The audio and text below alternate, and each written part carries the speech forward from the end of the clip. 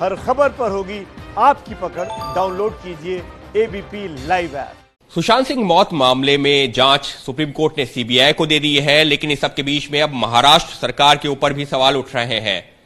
वहीं social media पर कई ट्वीट्स भी इसके बाद में सामने आए हैं और उन्हीं में से एक ट्वीट नीतीश राणे का भी है।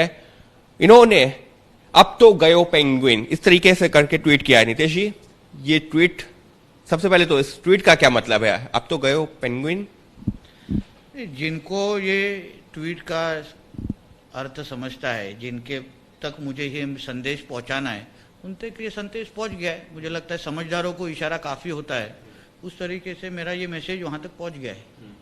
आप लगातार जो है इस मामले में जो मुंबई पुलिस की जांच चल रही थी उस पर जो है लगातार सवाल उठा रहे थे, जबकि महाराष्ट्र सरकार इसको सीबीआई को देने को तैयार नहीं थी।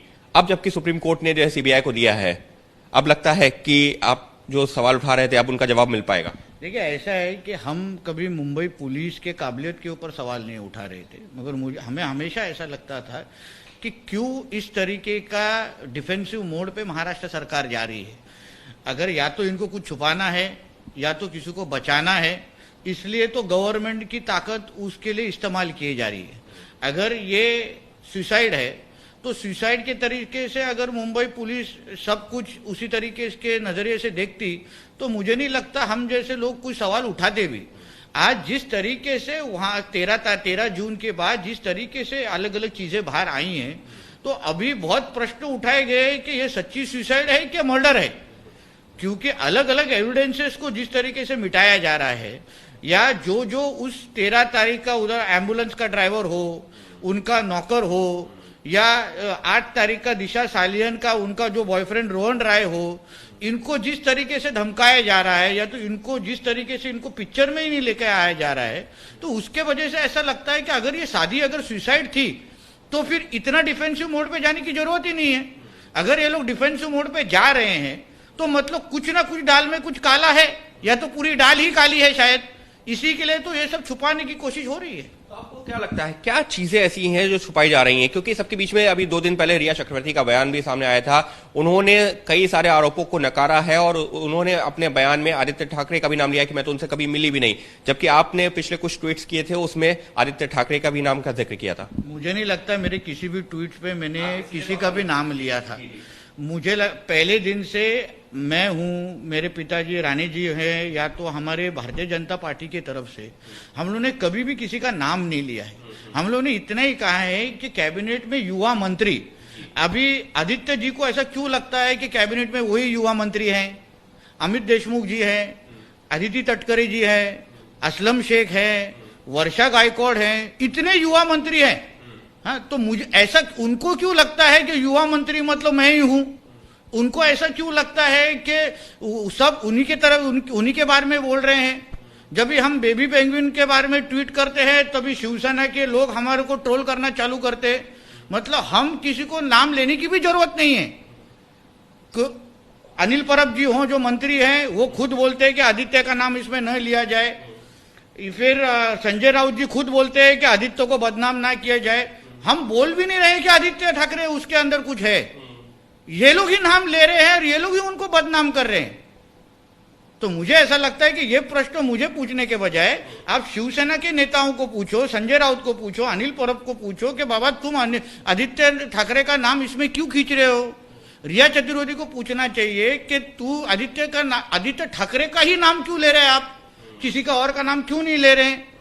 मतलब जैसे मैंने बताया ना, दाल में कुछ काला है या पूरी दाल ही काली है, वो सामने अभी सीबीआई के माध्यम से आ जाएगा। कुछ दिनों पहले आपने एक ट्वीट किया था जिसमें नाइट लाइफ गैंग की भी बात कही है। कौन सा नाइट लाइफ गैंग? अभी वो नाइट लाइफ गैंग के बारे में पूरी मुंबई जानती है।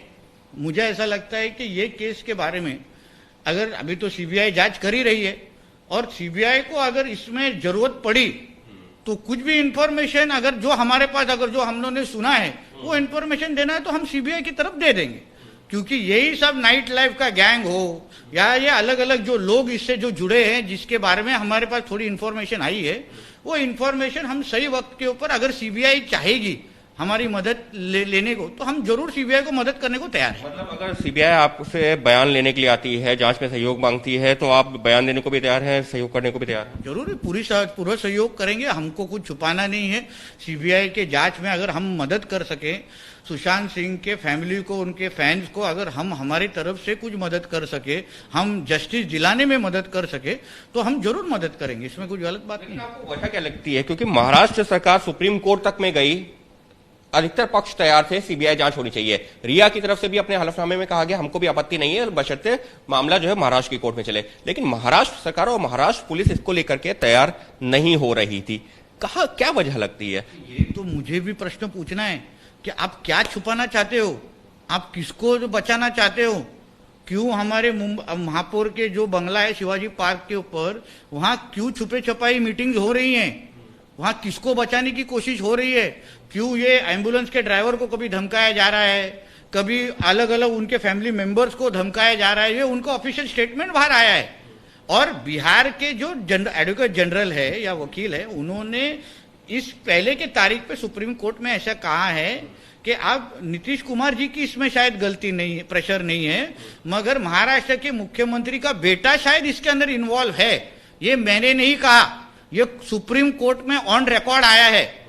ये बिहार के पुलिस के तरफ से ऑन रिकॉर्ड कहा गया है कि महाराष्ट्र के मुख्यमंत्री का बेटा शायद इसमें इन्वॉल्व है, इसलिए पॉलिटिकल प्रेशर है। तो ये सब के बारे में तो वो सब महाराष्ट्र सरकार ने जवाब देना चाहिए ना लोगों को कि बाबा उन्होंने ऐसे सुप्रीम कोर्ट में क्यों कहा, अलग अलग लोग उनके ऊपर क्यों उंगली उठा रहे हैं, और पुलिस को अपना काम क्यों नहीं किया जा रहा है, क्यों छुपाया जा रहा है, ये सब चीज बताना चाहिए। लेकिन अभी जिस स्टेज पर यह मामला है, किसी का इस तरीके से नाम लेना, आदित्य ठाकरे का जो या महाराष्ट्र के मुख्यमंत्री के बेटे के तौर पर जो नाम बार बार सामने आ रहा है, रिया चक्रवर्ती कह चुकी हैं कि वो नहीं जानती है, आदित्य ठाकरे का बयान सामने आ चुका है, लेकिन उसके बावजूद लगातार नाम सामने आ रहा है किसी ना किसी तरह। हमने तो कुछ लिया नहीं है, हम तो कुछ बोल नहीं रहे कि उनका नाम है, वो खुद ही बोल रहे हैं, वो खुद ही क्लैरिफिकेशन दे रहे हैं कि मैंने ऐसा कुछ किया नहीं। या रिया चतुर्वेदी खुद ही बोल रहे, रिया चतुर्वेदी ऐसा क्यों दूसरे मंत्री का नाम क्यों नहीं ले रही है? रिया चतुर्वेदी दूसरे पॉलिटिशियन के बेटों का नाम क्यों नहीं ले रही है? आदित्य ठाकरे का क्यों ले रही है? तो ये सब चीज के बराबर ये सब चीज के बारे में इंक्वायरी होनी चाहिए ना, और सीबीआई ने ये सब स्टेटमेंट के अंदर इंक्वायरी करनी चाहिए कि रिया चतुर्वेदी ने सिर्फ आदित्य ठाकरे का नाम क्यों लिया। ये इन्वेस्टिगेशन सीबीआई ने करनी चाहिए, ऐसी मांग में सीबीआई की तरफ करना चाहता हूं कि सिर्फ एक ही आदमी का नाम सभी तरह से क्यों लिया जा रहा है। जैसे इंग्लिश में एक बोलना है कि there is no smoke without fire, तो शायद इधर कुछ तो प्रॉब्लम हो सकती है, शायद नाम किधर तो डायरेक्टली इनडायरेक्टली लिंक हो सकता है। इस सबके बीच में सुप्रीम कोर्ट ने सीबीआई जांच का आदेश दे दिया है, लेकिन सीबीआई 66 दिन बाद, सुशांत की मौत के 66 दिन बाद मामले की जांच शुरू कर रही है। तो आपको लगता है कि सीबीआई के लिए भी मुश्किलें होंगी, क्योंकि शुरुआती जांच मुंबई पुलिस ने की है और उन्हीं सबूतों को सीबीआई को हैंडओवर करेगी जिनको मुंबई पुलिस ने एफआईआर दर्ज करने लायक तक नहीं माना था। देखिए, ऐसा है कि इसमें बिहार पुलिस ने भी काफी इन्वेस्टिगेशन किया है, मुंबई पुलिस ने भी इन्वेस्टिगेशन किया है, और जितना मैं थोड़ा सीबीआई को जानता हूं और जितना मैंने उनके बारे में स्टडी किया है, सीबीआई हमारे पास इन्वेस्टिगेशन की टॉप एजेंसी है। जैसे अमेरिका में यूएस में एफबीआई है, वैसे हमारी सीबीआई है। मुझे विश्वास है जब भी सीबीआई इसमें उतरेगी, सीबीआई ने जांच करना चालू करेगी। अब तो होम मिनिस्टर का भी, महाराष्ट्र होम मिनिस्टर का भी स्टेटमेंट आया कि हम पूरा कोऑपरेट करेंगे।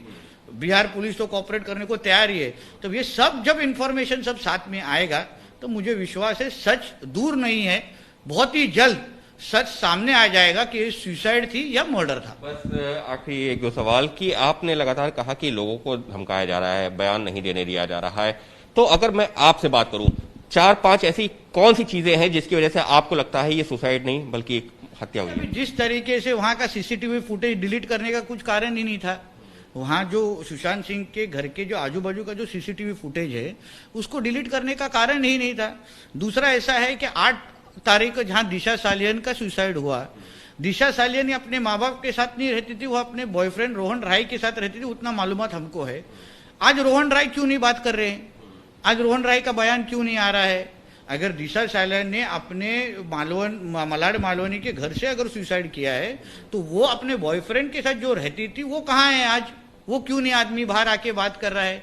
मोबाइल टावर लोकेशन वहां मतलब 13 तारीख और 8 तारीख, ये दोनों में जो लिंक है उसमें मोबाइल टावर लोकेशन क्यों नहीं लिया जा रहा है अभी तक? ये जो एम्बुलेंस अभी इनको कूपर हॉस्पिटल का असली नाम मैं आपको बताऊं, Hindu Hriday Samrat Balasaheb Thackeray memorial hospital.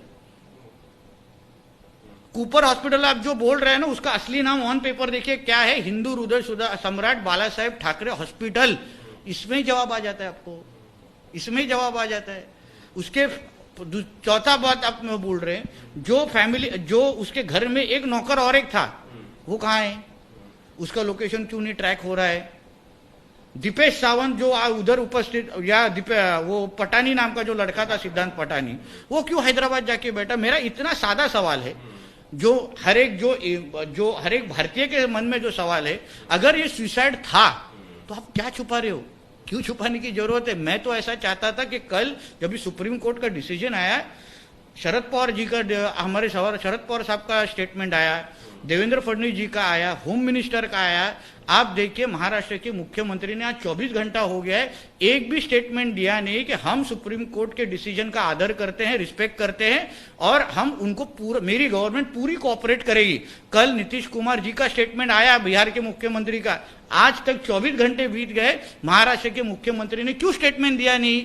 ये हम जैसा आदमी, मेरे जैसा आदमी सोचता है ना, तो इसलिए मुझे ये सब पे लगता है कि ये शायद सुसाइड है ही नहीं, मर्डर की तरफ से। अगर और एक ही तरफ से रोक क्यों जा रहा है?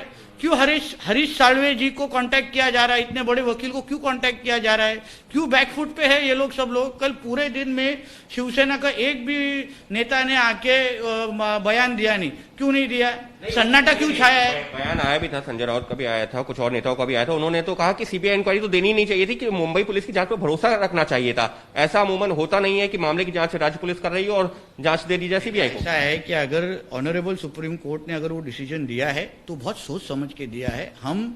हम डेमोक्रेसी में रहते हैं, हम सुप्रीम कोर्ट का आदर करना चाहिए, और अगर सुप्रीम कोर्ट ने डिसीजन दिया है तो सबके बारे में सोचने के बाद वो डिसीजन बाहर आया है, तो उसके बाद सवाल जवाब करना मतलब आप किधर न किधर तो और छुपाने की कोशिश कर रहे, और किधर न किसी को तो छुपाना है, किसी को तो बचाना है, इसलिए ये पूरा कहानी खड़ी हो रही है। यानी साफ तौर पर नीतीश राणे लगातार यही सवाल उठा रहे हैं कि आखिर ऐसी क्या वजह है जिसकी वजह से सीबीआई को मामला देने में देरी की जा रही थी, नहीं चाह रही थी महाराष्ट्र सरकार। ऐसे क्या तथ्य हैं जिनको छुपाने की कोशिश है? और एक के बाद एक कई सारे सवाल उठाए हैं जिसके आधार पर वो शक जाहिर कर रहे हैं कि जिस तरीके से तथ्य सामने आए हैं वो तो इस बात को इशारा कर रहे हैं कि ये सिर्फ सुसाइड का मामला नहीं है, हत्या के एंगल से भी जांच होनी चाहिए। और इससे पहले परिवार भी इस तरीके का संदेह जाहिर कर चुका है। यहां तक कि नीतीश राणे तो ये भी कह रहे हैं जरूरत पड़ी तो सीबीआई के सामने जाकर बयान देने को भी तैयार है, और जो तथ्य इनकी जानकारी में है वो भी जांच एजेंसी के सामने रखने को तैयार है। कैमरा पर्सन मनोज अधिकारी के साथ Ankit Gupta, ABP news, Mumbai. ABP news आपको रखे आगे।